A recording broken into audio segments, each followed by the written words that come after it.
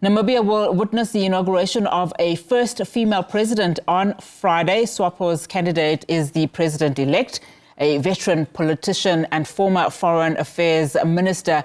Netumbo Nandi-Ndaitwah became a deputy president last year.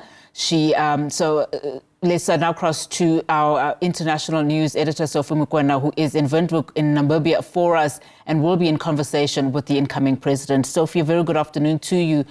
Over to you.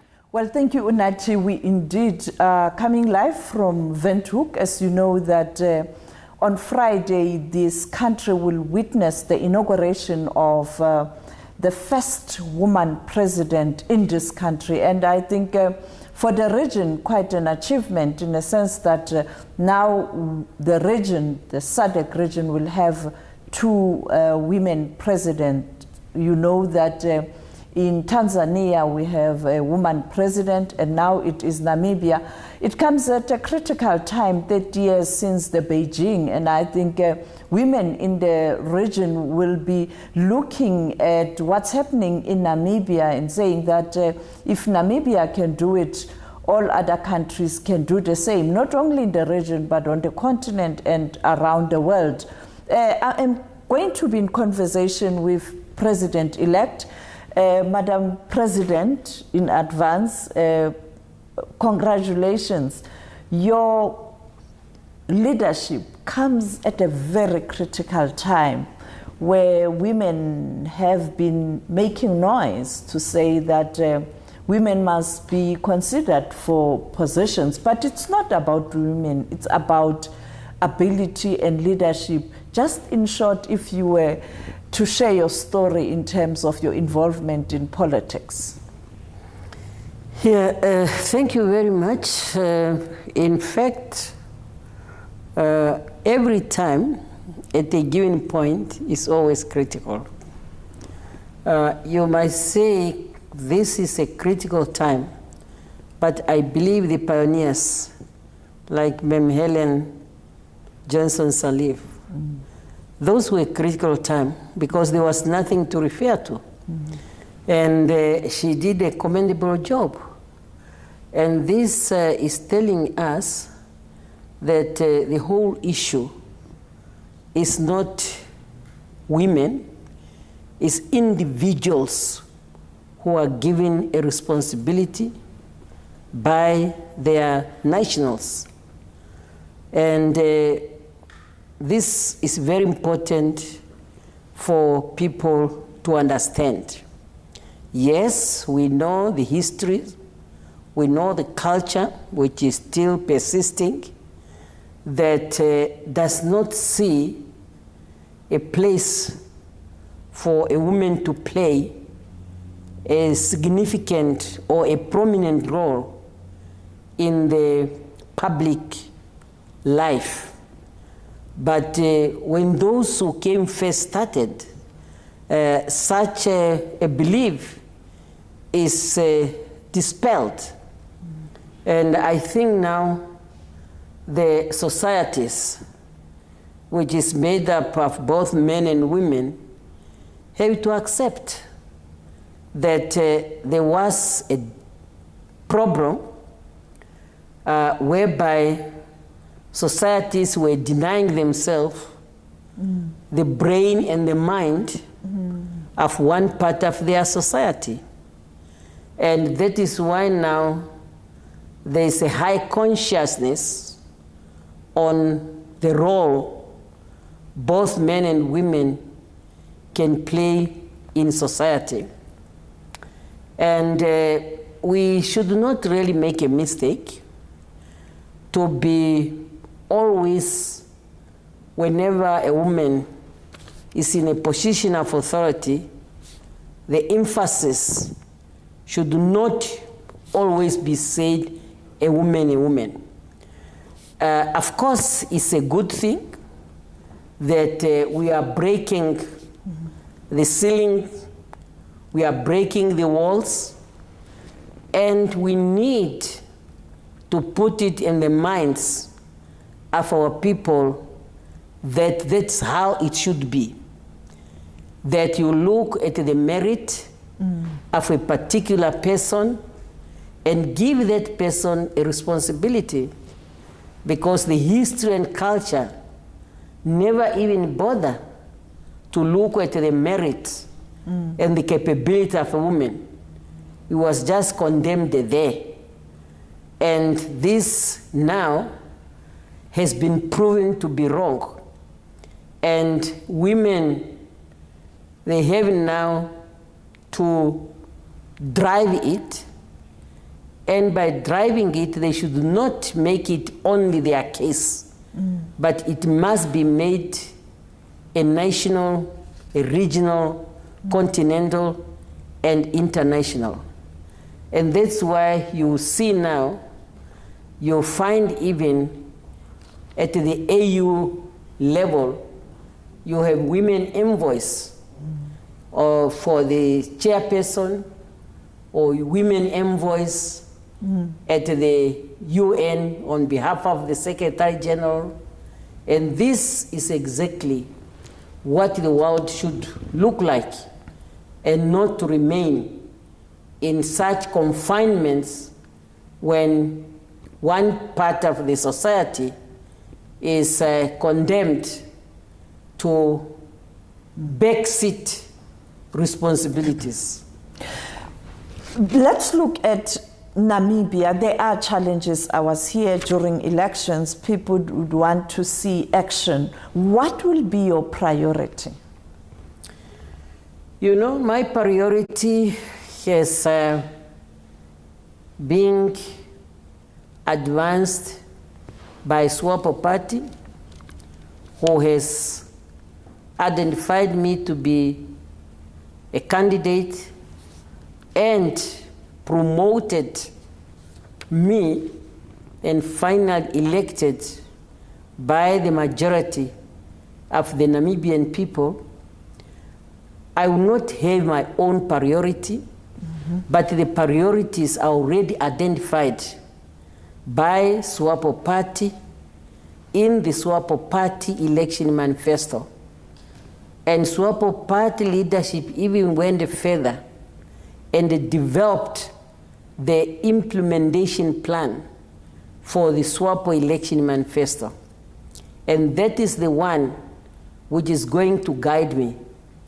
And work has even already started, because according to that plan, Namibia being highly regulated, it was discovered that some of the laws are a stumbling block in the implementation of the plan and the implementation of the election manifesto. And already actions have been taken that some of the laws are already amended by the outgoing parliament to enable the party to start implementing the manifesto immediately when we go to our financial year, which starts in April. One of the challenges we are facing in this country is that we have many of our learners, students in particular, who some of them have qualification, but they don't have employment. Some of them could not finish their studies, maybe for many reasons, including finances. And that is why it's one of the issues that we have to look at to ensure that a Namibian child should not be prevented to continue his or her studies because of no capacity for his or her family for that child to continue. And that's why before the end of this parliament, which is ending today, we have made it a point, having directed by the SWAPO election manifesto, to amend the act that established the student financial assistance so that it can address the real programs. We have the challenge of unemployment. Again, in our manifesto, we have identified the areas where jobs can be created. Agriculture is one of them. The fishing industry is one of them. The creative industry, the sports industry. So those are the priorities. And we even went further to say, in the next 5 years, we must produce at least 500,000 jobs. And that means we have to spend in the next 5 years 85 billion in those programs. So I wouldn't have my own priorities, but those are my priorities as articulated in SWAPO election manifesto. For me, it's just to ensure implementation, and I know we are going to work as a team, as party leaders, to see how the programs are carried out, and of course also to impress upon our civil servants to ensure that they perform what is expected. The other issue, you spoke about fishing industry. There were challenges previously. And the other second issue is that there are reports that you intend to reduce cabinet. Can you respond to those two issues? How are you going to handle this matter to ensure that it doesn't happen again, but secondly, action is taken? And lastly, the issue of cabinet. Is it true you're going to reduce cabinet? Yeah, the challenges in terms of the fishing industry has been challenged, has been there since our independence.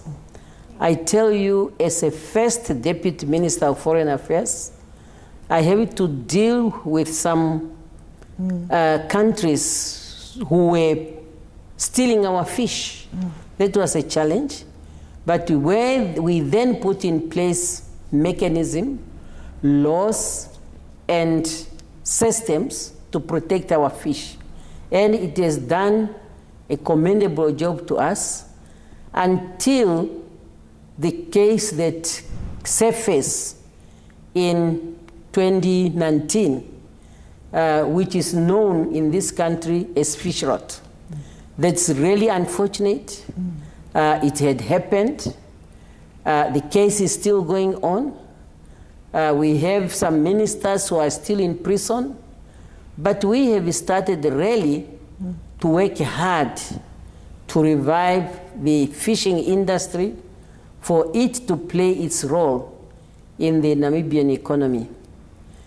On the issue of the size of the cabinet, I still have 2-3 days to form this cabinet, and I'm looking at so many things which will be able to tell me that should I reduce cabinet, should it remain as it is, or should I increase it? But definitely all the analysis that I'm busy doing now, they will give me the results. And people of Namibia, people of the region, they will be able to know as to what has been the outcome of my analysis of the situation, as to how best I can really carry out the mandate given to me by the party and by the people of Namibia who have elected me, because it has also to be made clear that from now, even the SWAPO party members, they will know Netumbo is a president of all Namibians. And that is what I'm looking at. And then I'll determine the size of the cabinet. The elections were challenged. How are you going to ensure that you really unite the Namibians, as you indicated, because that will be critical as a head of state for all the Namibians? Yes, you are dealing with individual human being, and individual human being, they do not comprehend things at the same time, but that does not mean you cannot do what your conscience is telling you.